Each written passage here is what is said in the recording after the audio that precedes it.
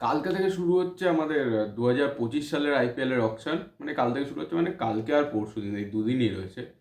And mega auction যেহেতু, প্রথমে আমাদের 6জন করে রিটেন করা হয়েছে, যে যারা 6জন রিটেন করেনি, যে কটা বেঁচেছিল সে কটা আরটিএম গেছে।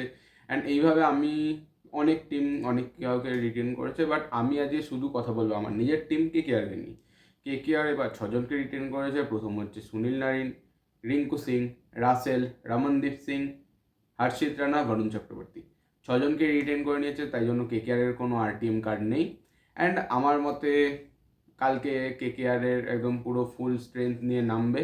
অ্যান্ড আজকে একটু দেখে নিই যে কেকেআর কোন কোন প্লেয়ারকে আবার ব্যাক করে নিতে পারে নিজের টিমে অকশন টেবিল থেকে, কোন কোন প্লেয়ারের পেছনে অল আউট যাওয়া উচিত, কোন কোন পজিশনটা ফিল করতে হবে, এমনি এসব নিয়ে একটু ভাট বকতে চলে এলাম।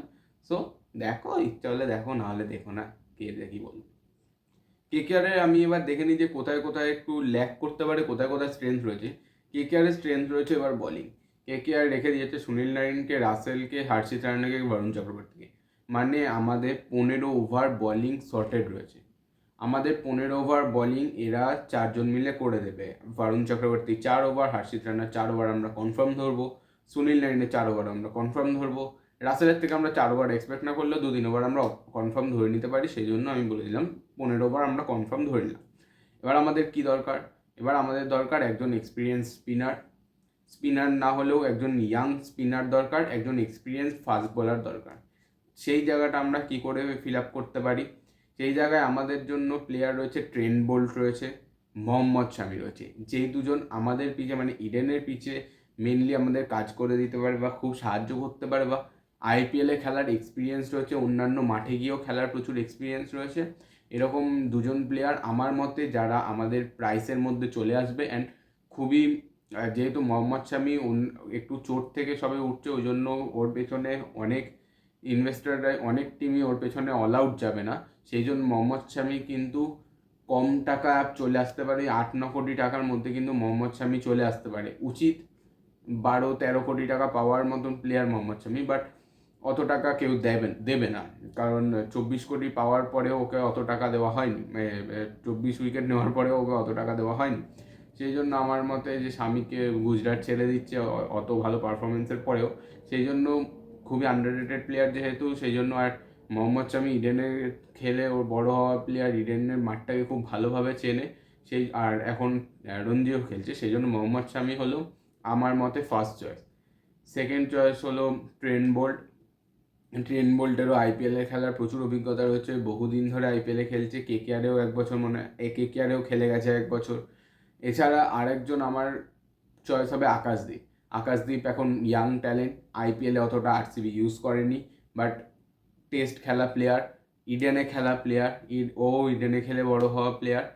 সো আমার মতে এই 3জন প্লেয়ার যারা এই পজিশনটাকে আমাদের ফাস্ট বোলিং একটু এক্সপিরিয়েন্স বা একটু ইন্টারন্যাশনাল খেলা এক্সপিরিয়েন্স দিয়ে, এই 3জনকে দিয়ে আমরা ওই জায়গাটা ফিল আপ করতে পারবো। যেমন আগের বার ছিল Mitchell Starc. Mitchell Starc lead করে কিন্তু হর্ষিত রানা, ভাইভা বারোরার মতন একটা ফাস্ট বোলিং অ্যাটাক দিয়ে কিন্তু আমাদেরকে বিশাল বড় কাজ করে দিয়েছিল। মিচেল স্টার্ক নিজে না পারলেও ওদেরকে অনেকটা মেন্টর হিসাবে কাজ করে দিয়েছিল ওই দুজন ইয়াং পেস বলারের জন্য। এছাড়া আমাদের যে জায়গাটা একটা কমতি লাগছে, যে জায়গাটা অসুবিধা হতে পারে, সেটা হচ্ছে গিয়ে আমাদের ক্যাপ্টেন্সি। ক্যাপ্টেন কে হবে, এটা হচ্ছে মেন কথা। আমরা ক্যাপ্টেনের জন্য আমার মতে ফার্স্টেই আমরা শ্রেয়াস আইয়ারকে পাবো। শ্রেয়াস আইয়ারের জন্য আমাদের যাওয়া উচিত মোটামুটি 13 থেকে 14 কোটি টাকা অবধি। যদি শ্রেয়াস আইয়ারের পেছনে যাওয়া যায়, কেকেআরের উচিত শ্রেয়াস আইয়ারকে গিয়ে তুলে নিয়ে চলে আসা। কারণ শ্রেয়াস আইয়ার খুব ক্রিটিক্যাল পজিশানে ওরকম ঘুমকাম মারতেও পারে, বা খুব ধরেও যদি ম্যাচটাকে বের করে নিয়ে আসতে হয় সেটাও পারে। যেমন আমরা হায়দ্রাবাদের সাথে ম্যাচে দেখেছি, ফাইনালে দেখেছি, তাছাড়া মুম্বাইয়ের সাথে দেখেছি, খুব ভালোভাবেও ম্যাচটাকে কন্ট্রোলে নিয়ে আসতে পারে যদি ওপর থেকে পরপর উইকেট পড়ে, বা ওই 3 নম্বর বা 4 নম্বর পজিশানটাকে সিল করার জন্য শ্রেয়াস আইয়ার একদম বেস্ট অপশান। যদি শ্রেয়াস আইয়ারকে আবার অকশন টেবিল থেকে তুলে নিয়ে আসা যায়, তাহলে সেটা বেস্ট হবে কেকেআরের জন্য। এছাড়া আমার মতে এই জায়গাটা আরেকজন হতে পারে নীতিশ রানা। নীতিশ রানা আমাদের ভাইস ক্যাপ্টেন ছিল, 1 বছর পুরো ক্যাপ্টেন্সি করেছে। তাছাড়া আরেকজনকে আমরা তুলে নিয়ে আনতে পারি, একজন উইকেট কিপার অপশানও বেড়ে যাবে, কেএল রাহুল। কেএল রাহুল কিন্তু খুব আন্ডাররেটেড প্লেয়ার। বাট আইপিএলে আমরা যারা যদি মনে করি যে করোনার আগের মুহূর্তে যখন কেএল রাহুলের খেলা চলতো, ওই 14 বল 15 বল 16 বলের হাফ সেঞ্চুরি কিন্তু আমাদের মনে আছে। কেএল রাহুল যখন পাঞ্জাবের হয়ে খেলতো, দুর্দান্ত প্লেয়ার ছিল, অসাধারণ প্লেয়ার ছিল। লখনৌ গিয়ে একটু ফর্মটা গেছে, বাট কলকাতায় এলে ফর্ম ফিরেও আসতে পারে, অসুবিধা নেই। কেএল রাহুলকে আমরা ক্যাপ্টেন করে দিতে পারি। এছাড়া আর তো আমার মনে হয় না ক্যাপ্টেন হিসাবে কেউ করতে পারে। বা মোহাম্মদ শামিকে যদি আনা যায়, মোহাম্মদ শামিও কিন্তু ভালো ক্যাপ্টেন হতে পারে, কারণ প্রচুর অনেক এক্সপিরিয়েন্স আছে। একদম ফুল একটা, একদম কম, একদম প্রায় 15 বছরের একটা এক্সপিরিয়েন্স নিয়ে মোহাম্মদ শামি রয়েছে। সেই জন্য মোহাম্মদ শামিকেও ক্যাপ্টেন করা যায় যদি তুলে আনা যায়। বাট কলকাতার কে জানে কী করবে। এছাড়া আমাদের আর একটা প্রবলেম রয়েছে, যেই প্রবলেমটা হলো আমাদের ফিনিশিংটা ভালো রয়েছে। আমাদের পিঞ্চ হিটার প্রচুর রয়েছে, রিঙ্কু আছে, রাসেল রয়েছে, রামানদীপ আছে, তাছাড়া সুনীল নারায়ণ রয়েছে। এরা চারজন যদি মারা শুরু করে আর এই চারজনের মধ্যে যে কোনো দুজন চলে যায়, তাহলেই কিন্তু কেকেআর জিতে যাবে। কেকেআরের ফিনিশিংটা যদি এই চারজনের মধ্যে একজন চলে যায়, একদিন একজন চলে যাক চারজনের মধ্যে, তাহলে কেকেআরের ফিনিশিং দারুণ হয়ে যাবে। শেষ 5 ওভারে 50-60 রান তোলা কোনো ব্যাপার হবে না। বাট এখানে সবথেকে বড় প্রশ্ন রয়েছে, এরা কতটা খেলতে পারবে। সেই যে শেষে 50-60 রান তুললো শেষ 5 ওভারে, কিন্তু সেই 5 ওভার অবধি যেতে হবে। সেই 5 ওভার অবধি তোমাকে ওই 15 ওভারে মোটামুটি 130, 140, 150 রান করে দিতে হবে। সেই 30 ওভারে যদি 130-এ যায়, তাহলে তারা সেটাকে 180, 190 অবধি পৌঁছাবে। কিন্তু ওই 130 অবধি নিয়ে যাওয়াটা কিন্তু আমাদের এখনকার যে লাইন আপ, সেখানে একটা প্লেয়ারও নেই সেখানে। সেই জন্য আমি বলছি আমাদের উচিত আগের বারের থেকে টোটাল আমাদের টপ অর্ডারটাকে তুলে নিয়ে আসা। কোথায় কোথায় যাদেরকে আমরা কম দামে পাবো। ভেঙ্কি আয়ার কিন্তু প্রথম 2021-এ যেভাবে খেলেছিল সেই রকম কিন্তু পোটেনশিয়াল শো করতে পারেনি। অ্যান্ড সেই কারণে আমরা যদি ভেঙ্কি আয়ারের দেখতে যাই, ভেঙ্কি আয়ার, গুরবাজ আগেরবারও পুরো অনেকটা সুযোগ পায়নি, শেষ দিকে ফিলসাল চলে যাওয়ার পরে সুযোগ পেয়েছিল। কিন্তু ওকে কিন্তু অতটা লোকজন যাবে না ওর জন্য অল আউট, আমার যতদূর মনে হয়। মোটামুটি আমরা ওদেরকে 2 কোটিতেও না পেলেও 3-4 কোটির মধ্যে আমরা ওকে পেয়ে যেতে পারি। অ্যান্ড ভেঙ্কি আয়ার, গুরবাজ, শ্রেয়াস আয়ার, নীতিশ রানা, এই চারজনকে আমাদের উচিত তুলে আনা। এছাড়া আঙ্গাকৃষ্ণ রঘুবংশী আছে, বা অনেক রঞ্জির ছোটোখাটো প্লেয়ার রয়েছে, সেগুলো তো কলকাতা প্রত্যেক বছর তোলে, ওরকম প্লেয়ার আনবেই। বাট এইরকম আমাদের যে সেট ছিল, শ্রেয়াস আয়ার, গুরবাজ, নীতিশ রানা, ভেঙ্কি আয়ার, এই টোটালটাকে তুলে আনা। আর তাছাড়া এইরকমভাবে যদি আমরা তুলে আনতে পারি, এখানে আমাদের অনেক প্রবলেম হবে। আমরা ভেঙ্কি আয়ারকে দিয়ে বলিং ইউজ করতে পারবো। নীতিশ রানাকে যদি তুলে আনা যায়, ওকে ক্যাপ্টেন করা যায়। শ্রেয়াস আয়ারকে যদি তুলে আনা যায়, ও তো ক্যাপ্টেন হবেই, তার মানে নিজের টাইটেল ডিফেন্ড করারও সুযোগ পেয়ে যাবে। গুরবাজকে তুলে আনলে আমরা একটা ওপেনার পেয়ে যাব নারিনের সাথে, যে মারতেও পারে, যে ধরতেও পারে, একজন উইকেট কিপার অপশান পেয়ে যাব।